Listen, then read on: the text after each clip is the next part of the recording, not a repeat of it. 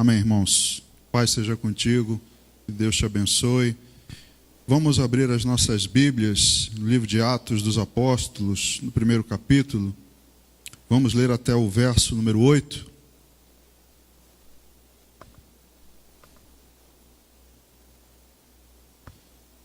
Atos dos Apóstolos, capítulo 1, até o verso número 8. Diz assim: escrevi o primeiro livro, ó Teófilo, relatando todas as coisas que Jesus começou a fazer e a ensinar, até o dia em que, depois de haver dado mandamentos por intermédio do Espírito Santo aos apóstolos que escolhera, foi elevado às alturas. A estes também, depois de ter padecido, se apresentou vivo com muitas provas incontestáveis, aparecendo-lhes durante 40 dias e falando das coisas concernentes ao reino de Deus. E comendo com eles, determinou-lhes que não se ausentassem de Jerusalém, mas que esperassem a promessa do Pai, a qual, disse ele, de mim ouvistes, porque João, na verdade, batizou com água, mas vós sereis batizados com o Espírito Santo, não muito depois destes dias. Então os que estavam reunidos lhe perguntaram: Senhor, será este o tempo em que restaures o reino a Israel? Respondeu-lhes: não vos compete conhecer tempos ou épocas que o Pai reservou pela sua exclusiva autoridade, mas recebereis poder ao descer sobre vós o Espírito Santo, e sereis minhas testemunhas, tanto em Jerusalém, como em toda a Judeia e Samaria, e até os confins da terra. Amém. Deus bendito, nosso Pai querido, te agradecemos pela tua boa palavra lida aqui nessa noite, e esperamos, ó Deus, que ela seja ministrada aos nossos corações. Não queremos apenas entendê-la com a nossa mente, mas queremos discerni-la espiritualmente, Pai, porque é ela que produz em nós o fruto, é ela, meu Deus, que fortalece a nossa fé, é ela que precisamos, ó Deus, não histórias humanas, não doutrinas de homens, não estamos aqui para isso, mas desejamos ouvir a Tua voz, para nos dar a direção que precisamos. Por isso oramos, te entrego a minha vida em Tuas mãos, que o Senhor me use, ó Deus, debaixo do poder do Espírito Santo, que eu seja um instrumento nas Tuas mãos, e que todos nós possamos ser abençoados. Assim oramos, te agradecendo em nome de Jesus. Amém. Amém, irmãos, podem sentar. Jesus aqui faz a promessa de revestimento de poder. Lucas escreve, este segundo livro. Na verdade, alguns creem que foi um livro só, mas aqui ele comenta que já havia escrito ao Teófilo, relatando as coisas a respeito do Senhor Jesus, e aqui ele novamente escreve, faz uma narrativa, e aqui ele menciona pela segunda vez, como já havia feito no evangelho que ele mesmo escreveu, em Lucas, vamos só para rever, Lucas capítulo 24, do verso 44 ao 49, volte aí um pouquinho, Lucas 24, do 44 ao 49, diz assim: a seguir, Jesus lhes disse: são estas as palavras que eu vos falei, estando ainda convosco. Importava se cumprisse tudo o que de mim está escrito na lei de Moisés, nos profetas e nos salmos. Então lhes abriu o entendimento para compreenderem as Escrituras. E lhes disse: assim está escrito, que o Cristo havia de padecer e ressuscitar dentre os mortos no terceiro dia, e que em seu nome se pregasse arrependimento para a remissão de pecados a todas as nações, começando de Jerusalém. Vós sois testemunhas destas coisas. Eis que envio sobre vós a promessa de meu Pai. Permanecei, pois, na cidade, até que do alto sejais revestidos de poder.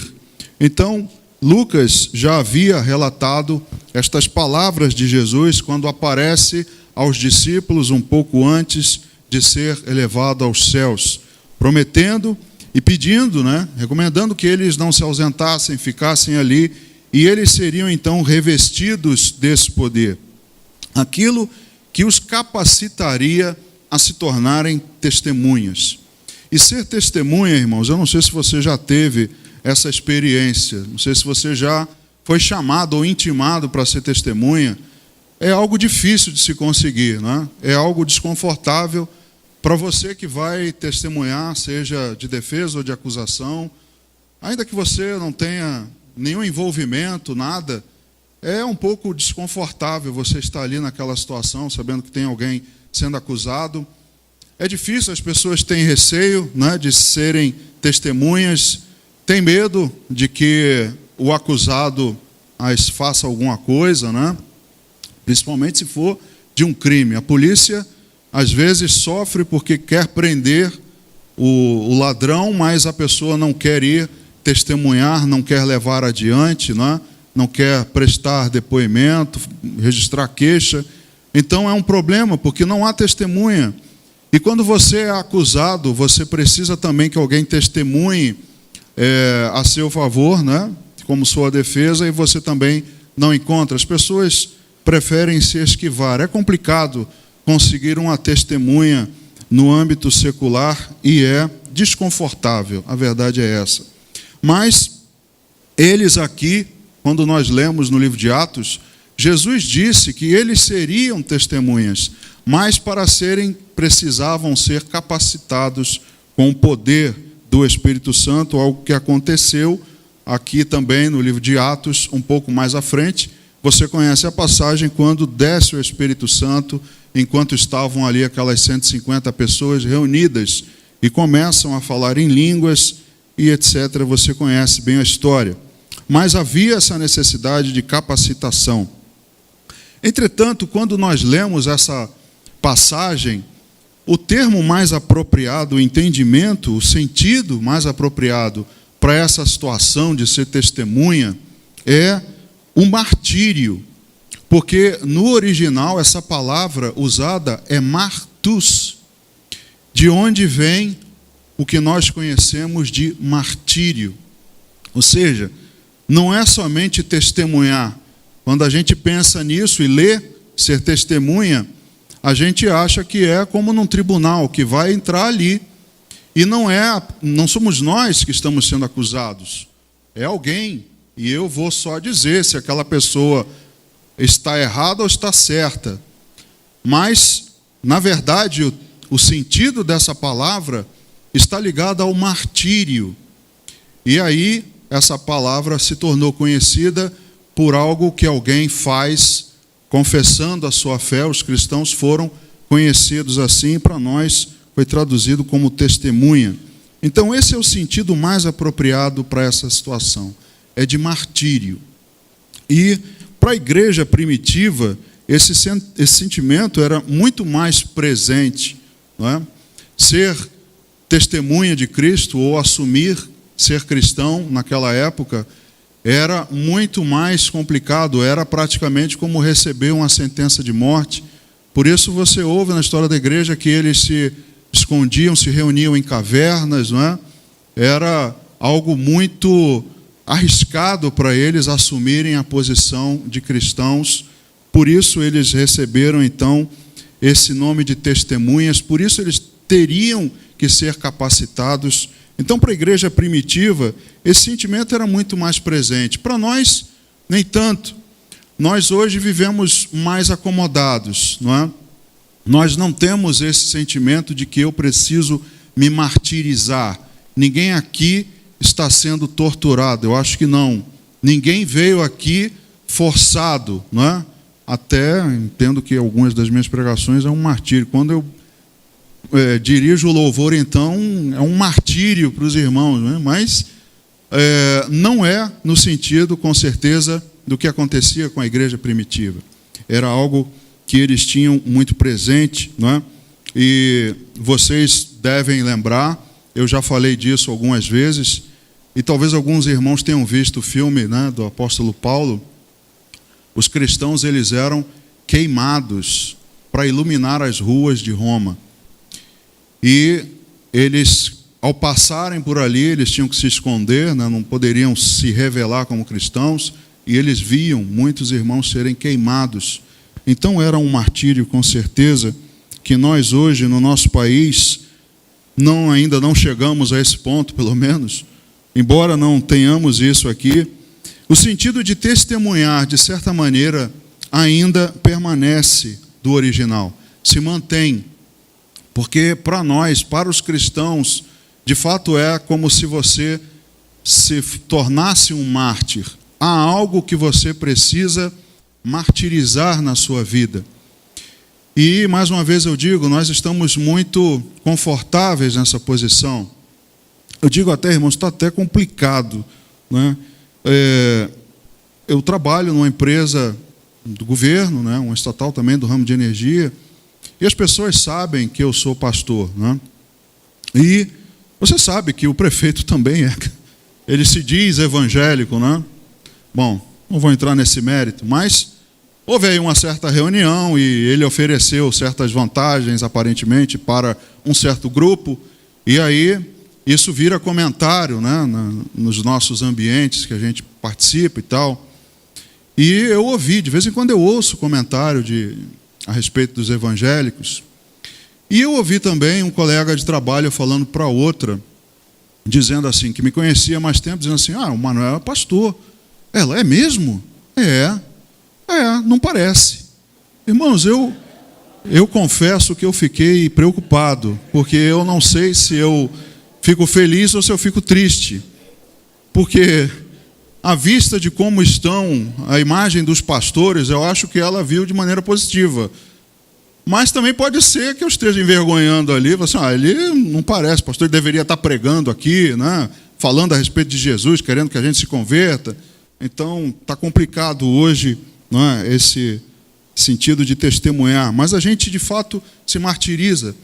De alguma maneira, nós somos mártires. Então, martírio é o processo de sofrimento ou morte que experimentamos por causa da nossa fé. Então, quando nos convertemos, passamos por esse processo também. Se não passamos, irmãos, se hoje vivemos na igreja, vivemos no meio cristão, sem ter esse sentimento resgatado, né? E aí já também começando a introduzir o assunto do congresso desse ano, né?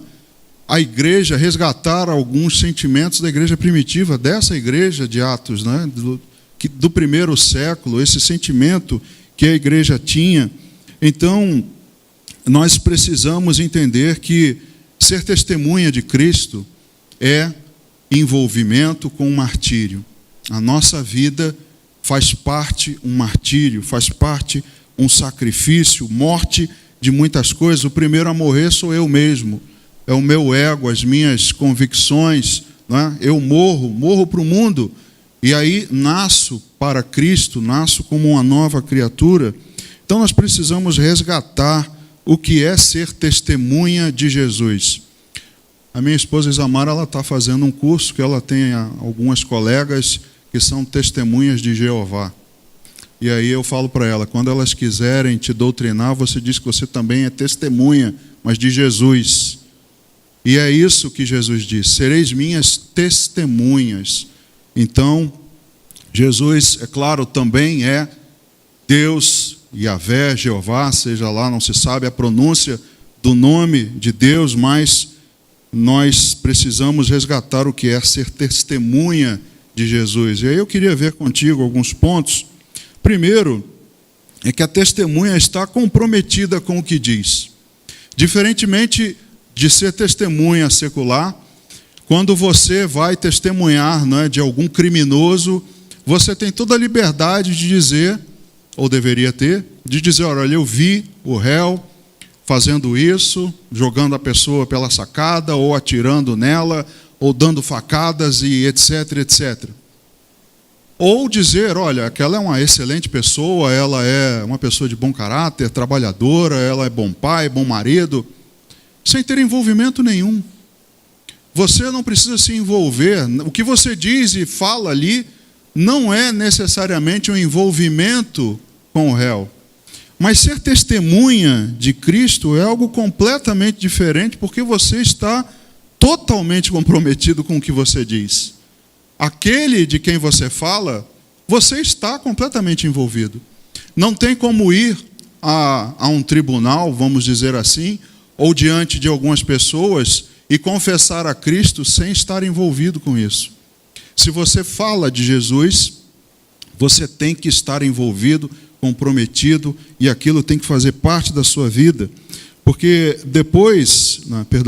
neste caso, nós não temos como dissociar a testemunha do testemunho. Vai lá no Evangelho de João, no capítulo 15. Veja o que diz o verso, até o versículo 7. Evangelho de João, capítulo 15, diz assim: eu sou a videira verdadeira e meu pai é o agricultor. Todo ramo que estando em mim não der fruto, ele o corta, e todo o que dá fruto limpa, para que produza mais fruto ainda. Vós já estáis limpos pela palavra que vos tenho falado. Permanecei em mim e eu permanecerei em vós. Como não pode o ramo produzir fruto de si mesmo, se não permanecer na videira, assim nem vós o podeis dar, se não permanecerdes em mim. Eu sou a videira, vós os ramos. Quem permanece em mim e eu nele, esse dá muito fruto, porque sem mim nada podeis fazer. Se alguém não permanecer em mim, será lançado fora, à semelhança do ramo, e secará, e o apanham, lançam no fogo e o queimam. Se permanecerdes em mim, e as minhas palavras permanecerem em vós, pedireis o que quiserdes e vos será feito. Quando Jesus fala, ilustrando que ele é a videira e nós os ramos, você está completamente envolvido com ele. Porque ele diz aqui, você está em mim. Sem mim você não pode fazer nada. Se você não estiver enxertado em mim, não permanecer na videira, se as minhas palavras não estiverem em você, se eu não fizer parte da sua vida, e quem permanecer em mim e eu nele, ou seja, o texto que nós lemos te compromete totalmente com o testemunho de Jesus. Não tem como não estar comprometido com ele. Então ele faz parte. Quando ele diz então que eis que estarei convosco até a consumação dos séculos, aí é que você está todo enrascado, porque ele está contigo. E aí não tem como testemunhar de Jesus como se você estivesse na cadeira do interrogatório e depois sair dali e ir para casa. Não tem nada a ver com isso. Ele matou, roubou, mas eu não tenho nada com isso. Não. Ser testemunha, ser esse martírio, é ter um completo envolvimento, é não dissociar o testemunho da testemunha. Não há possibilidade também de falso testemunho. Deus sempre deu muita importância às testemunhas, porque você sabe que um dos mandamentos é não darás falso testemunho, não é? E para um homem ser acusado de um delito, de um assassinato, bastava que por 2 ou 3 testemunhas ele fosse morto. A resolução dos casos era através das testemunhas, então Deus sempre deu muita importância às testemunhas, e ele diz lá em Êxodo, capítulo 23, no versículo 1, algo que não deixa margem para falso testemunho. Êxodo 23, versículo 1, diz assim: não espalharás notícias falsas, nem darás mão ao ímpio para seres testemunha maldosa. Então não há brecha para você ser uma testemunha falsa. E como tem falsos testemunhos de Jesus, não é? Como tem pessoas por aí se dizendo ser testemunhas, mas não são. E aí o versículo 23 diz, olha, você não vai espalhar notícia falsa, você não vai dizer nada errado, você não vai dar testemunho falso. Mas as pessoas que se dizem testemunhas de Jesus, os cristãos que devem levar a palavra, eles estão infringindo o mandamento de Deus de dar falso testemunho. Então, um exemplo claro disso é o exemplo que Paulo dá a respeito do episcopado. Agora vai lá na primeira carta a Timóteo, quando Paulo fala das qualificações de bispos, né, pastores, que são no sentido literal a mesma coisa. Primeira carta, no capítulo 3, até o verso 10, diz assim: fiel é a palavra. Se alguém aspira ao episcopado, excelente obra almeja. É necessário, portanto, que o bispo seja irrepreensível, esposo de uma só mulher, temperante, sóbrio, modesto, hospitaleiro, apto para ensinar, não dado ao vinho, não violento, porém cordato, inimigo de contendas, não avarento, e que governe bem a própria casa, criando os filhos sob disciplina, com todo respeito. Pois se alguém não sabe governar a própria casa, como cuidará da igreja de Deus? Não seja neófito, para não suceder que se ensoberbeça e incorra na condenação do diabo. Pelo contrário, é necessário que ele tenha bom testemunho dos de fora, a fim de não cair no opróbrio, na vergonha e no laço do diabo. Semelhantemente, quanto a diáconos, é necessário que sejam respeitáveis, de uma só palavra, não inclinados a muito vinho, não cobiçosos de sórdida ganância, conservando o mistério da fé com a consciência limpa. Também sejam estes primeiramente experimentados, e se mostrarem irrepreensíveis, exerçam o diaconato. Veja o que Paulo recomenda a Timóteo acerca das características de quem almeja o episcopado. Tudo isso daqui, e ele termina, dizendo que tenha bom testemunho. Pelo contrário de tudo isso que eu disse, que ele tenha um bom testemunho dos de fora. Ou seja, se você testemunha a respeito de Jesus, você tem que ter o testemunho de Jesus. Você tem que dar esse testemunho.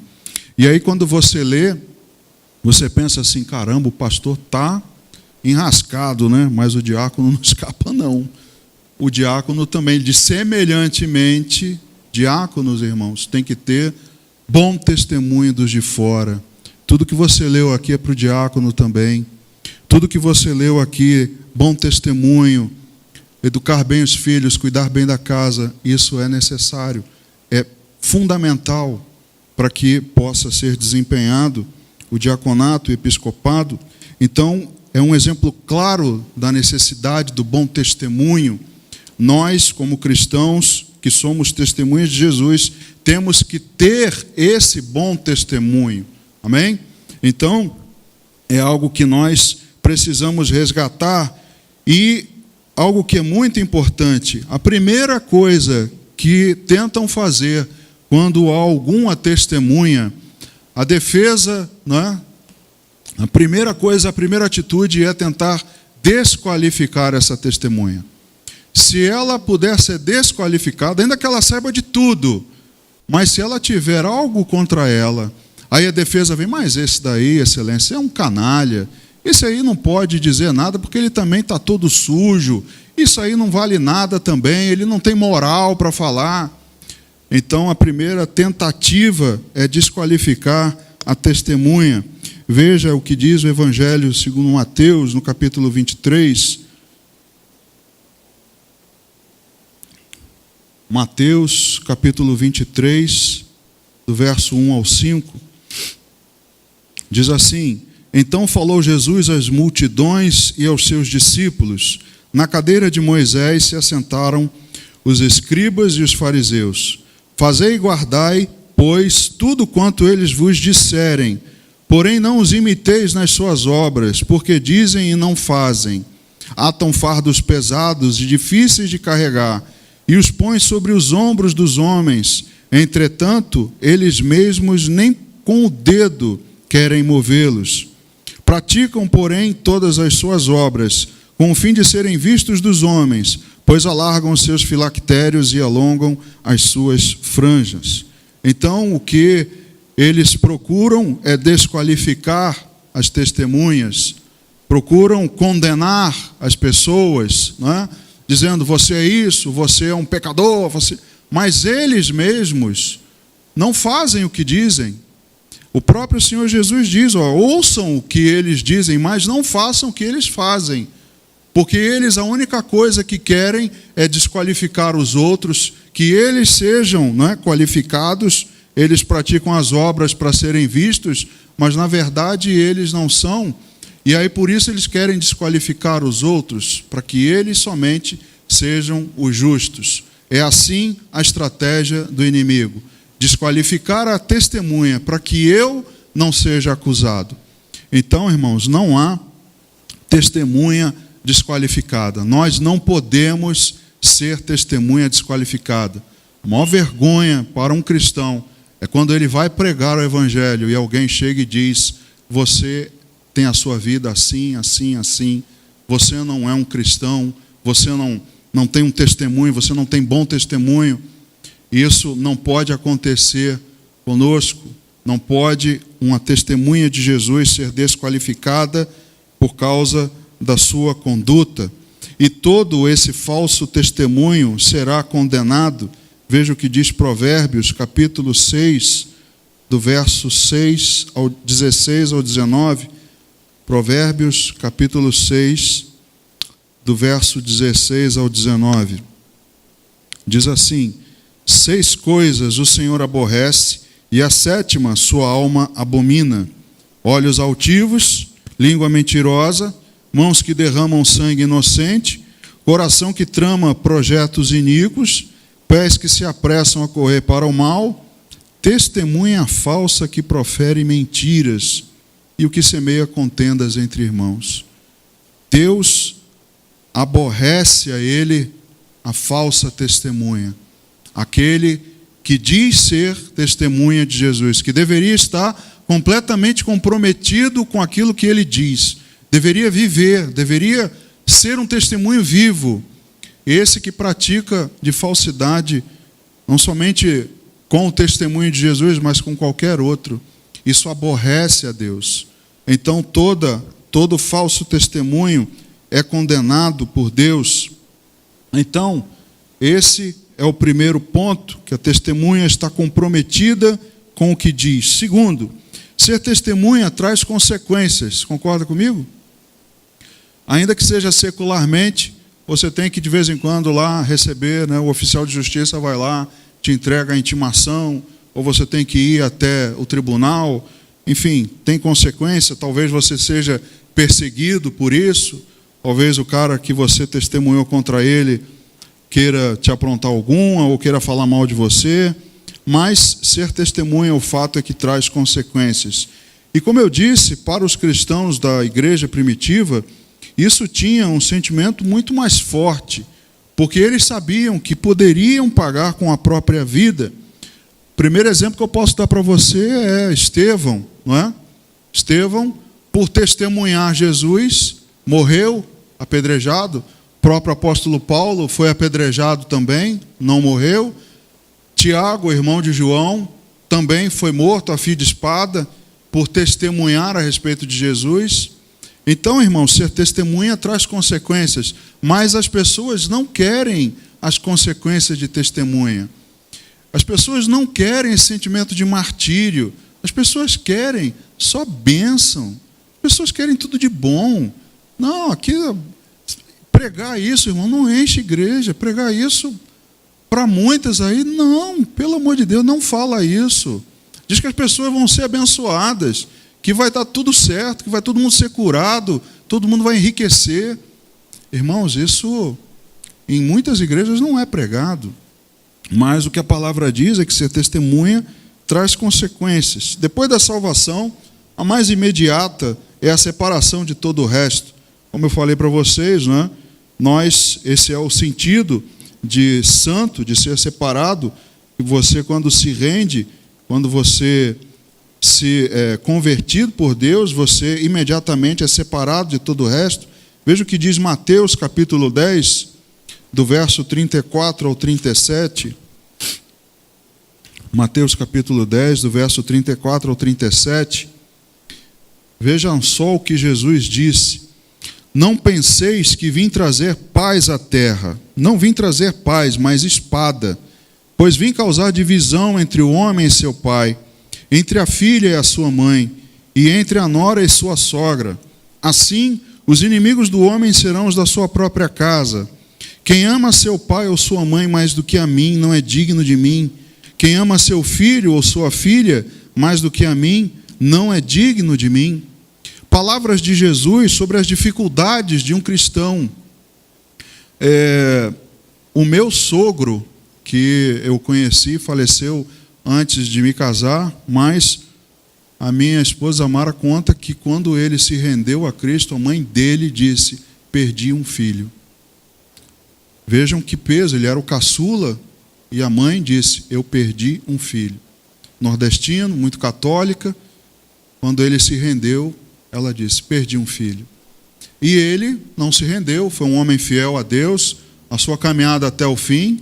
Sua mãe morou com ele mais à frente, né, doente, mas sempre dizendo, perdi um filho.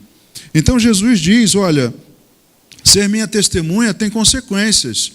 Eu vim trazer divisão. Pode acontecer que na sua casa não haja concordância entre o seu cônjuge e você, a sua mãe, você, seu irmão e você, mas é assim. É assim que tem que ser. Não é sempre um mar de rosas, tem consequências ser testemunha, porque nós decidimos encarar a sociedade assumindo a nossa posição. Não é ser testemunha oculta, não é? Aquela que não pode ser revelada. Nós somos vistos aos olhos de todos. Então, Paulo diz na primeira carta aos Coríntios, nós então temos que assumir essa posição diante de todos. E aí, quando assumimos, o que será que falam de nós? Será que dizem, não parece? Primeira carta aos Coríntios, capítulo 4, do versículo 9 ao 13. Porque a mim me parece que Deus nos pôs a nós, os apóstolos, em último lugar, como se fôssemos condenados à morte, porque nos tornamos espetáculo ao mundo, tanto a anjos como a homens. Nós somos loucos por causa de Cristo, e vós sábios em Cristo. Nós fracos e vós fortes, vós nobres e nós desprezíveis. Até a presente hora sofremos fome e sede e nudez, e somos esbofeteados, e não temos morada certa. E nos afadigamos, trabalhando com as nossas próprias mãos. Quando somos injuriados, bendizemos. Quando perseguidos, suportamos. Quando caluniados, procuramos conciliação.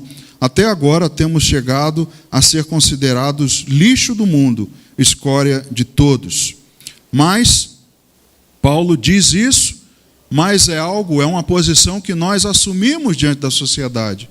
Pouco me importa se vão pensar de mim que eu sou burro, que eu sou ignorante, que eu sou escória, que eu sou lixo.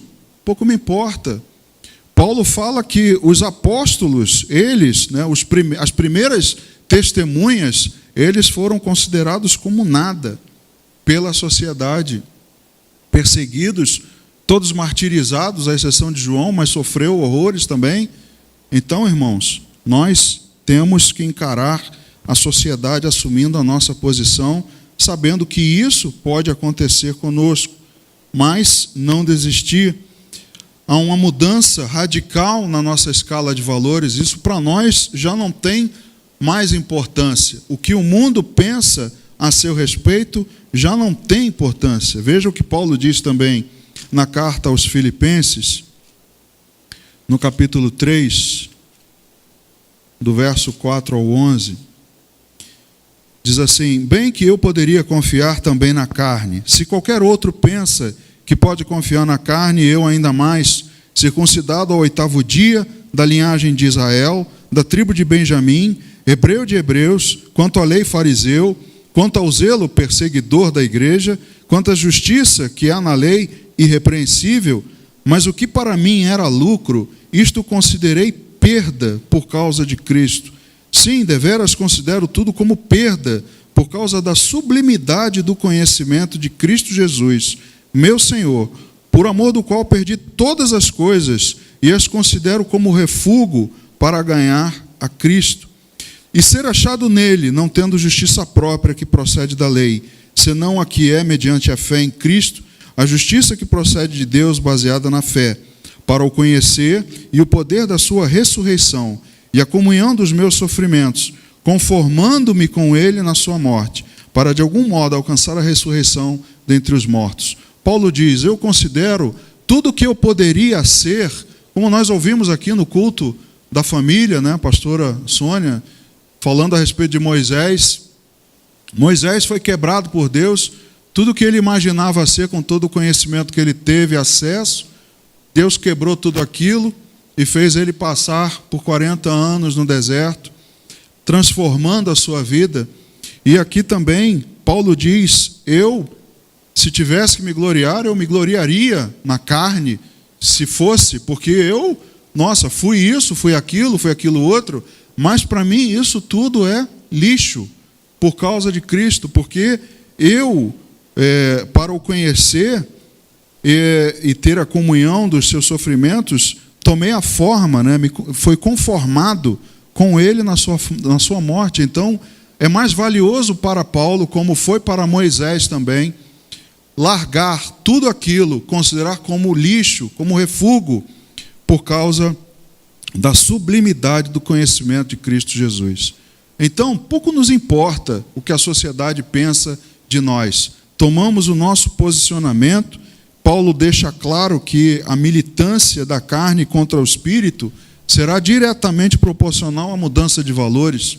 A carne milita contra o espírito, e quanto maior for a sua vida pregressa na carne, maior será o seu perigo, o ataque, ele vai ser proporcional, e a mudança também diretamente proporcional.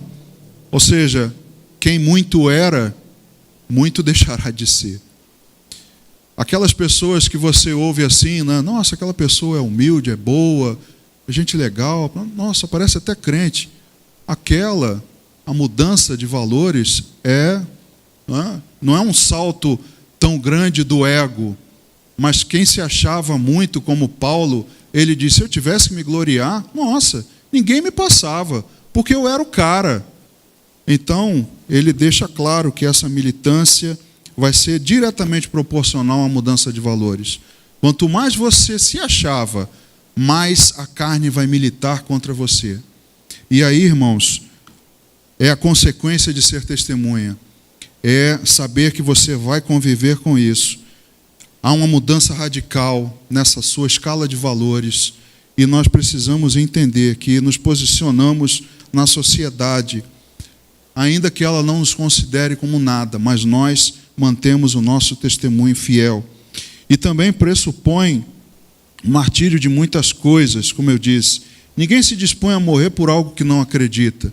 Quando dizem que tudo não passou de uma farsa, poderia se dizer, bom, então quando Pedro estava preso com Tiago e viu ele morrer, ele podia dizer, olha, eu entrego tudo, delação premiada, olha, eu vou abrir o jogo, foi tudo uma armação, a gente tramou tudo, a gente escondeu.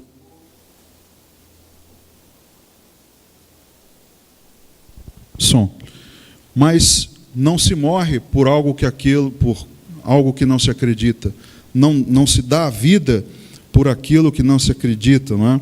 Como Paulo disse, é necessário o grão morrer para o trigo nascer.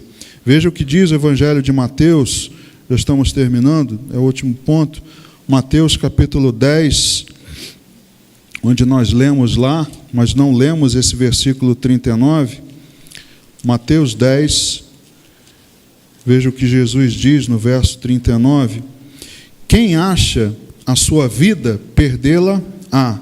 Quem, todavia, perde a vida por minha causa, achá-la-á. Paulo disse, certa vez, quando perguntaram sobre o corpo que habitaria nos céus, ele disse, você não entende que é necessário que o grão, para que haja o grão de trigo, a semente tem que morrer, ela cai na terra, morre para dar origem àquele fruto, aquele ramo, que a gente vai colher o grão. Então é necessário ter uma morte. E aqui Jesus deixa claro que para você achar a vida eterna, é necessário perder, como ele disse, quem quiser vir após mim, tome a sua cruz e siga-me. Então é necessário morrer para o mundo, e aí como Paulo deixa claro nessa passagem, e Jesus também, não é? É necessário ter o sentimento de que você perdeu a sua vida por amor de Cristo. E para ser testemunha, somente com o poder do Espírito Santo. Como nós lemos aqui no início, Jesus prometeu capacitação. E recebereis poder para serdes minhas testemunhas. Não tem como ser testemunha sem o poder do Espírito Santo. Romanos capítulo 8, no verso 16 e 17. Romanos 8, versos 16 e 17. O próprio Espírito testifica com o nosso Espírito que somos filhos de Deus. Ora, se somos filhos, somos também herdeiros, herdeiros de Deus e co-herdeiros com Cristo. Se com Ele sofremos, também com Ele seremos glorificados. Nós testemunhamos e o Espírito Santo testifica com o nosso Espírito que somos filhos de Deus. Isso em nós gera a certeza da nossa salvação, a certeza da pregação do Evangelho, a certeza de quem eu sou em Cristo, de que sou testemunha, de que sou mártir. Não adianta, irmão, só cantar aqui, né? Abro mão dos meus sonhos, abro mão de tudo, e na verdade ninguém abre mão de nada. É tudo da boca para fora, irmãos. Se você de fato não for testemunha e não souber, não resgatar o sentido inicial, nós vamos viver um engano. Há muitos mártires na Bíblia, mas o que tipifica Cristo passou por esse processo de morte, por algo muito superior. Como eu disse para vocês, Moisés, ele abriu mão de ser chamado filho de Faraó, e por causa disso ele resolveu passar os sofrimentos para ser o redentor do povo, ser usado por Deus para tirar o povo da escravidão. Então ele é um mártir também, porque ele também se martirizou, entregou a sua vida e tudo aquilo que ele era, considerou como lixo. E o martírio redunda sempre em bom testemunho. Para a gente terminar, Hebreus capítulo 11, dos versos 36, Hebreus 11, do verso 35 ao 40, diz assim: mulheres receberam pela ressurreição os seus mortos. Alguns foram torturados, não aceitando o seu resgate, para obterem superior ressurreição. Outros, por sua vez, passaram pela prova de escárnios e açoites, sim, até de algemas e prisões. Foram apedrejados, provados, cerrados pelo meio, mortos a fio de espada, andaram peregrinos, vestidos de peles de ovelhas e de cabras, necessitados, afligidos, maltratados, homens dos quais o mundo não era digno, errantes pelos desertos, pelos montes, pelas covas, pelos antros da terra. Ora, todos estes que obtiveram bom testemunho por sua fé, não obtiveram, contudo, a concretização da promessa, por haver Deus provido coisa superior a nosso respeito, para que eles, sem nós, não fossem aperfeiçoados.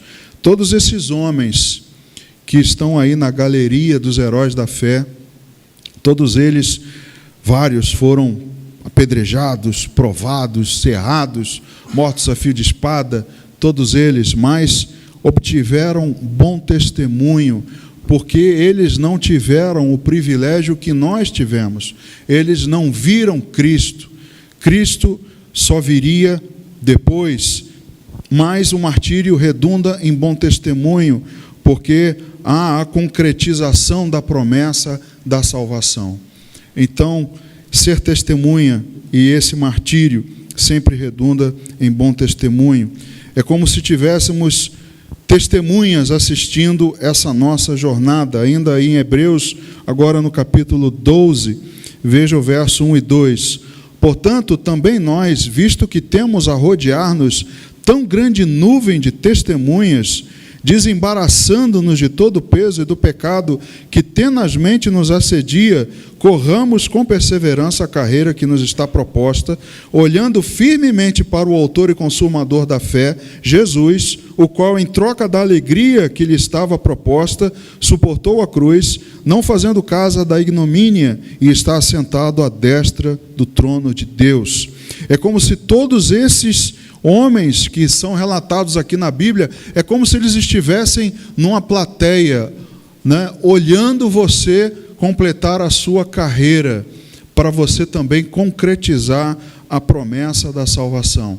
Então, como nós vamos, né, ignorar tão grande nuvem de testemunhas? Eles também, a mesma palavra, a mesma raiz, a mesma origem, de martírio, mártires, e nós seguimos olhando para Cristo, perseverando, né, para olhando firmemente para o autor e consumador da fé.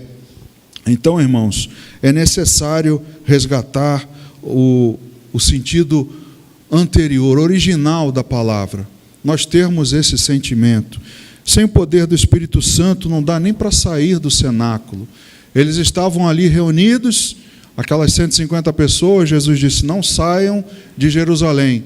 Sem o Espírito Santo não dava nem para sair do cenáculo, eles estavam ali naquele lugarzinho, é como se tivesse aqui uma igreja, não dá nem para sair da igreja, não dá nem para sair do prédio de casa.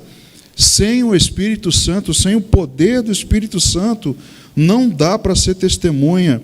E é muito mais do que ser membro da igreja, muito mais do que isso. Tem gente que é membro da igreja e não é testemunha de Jesus.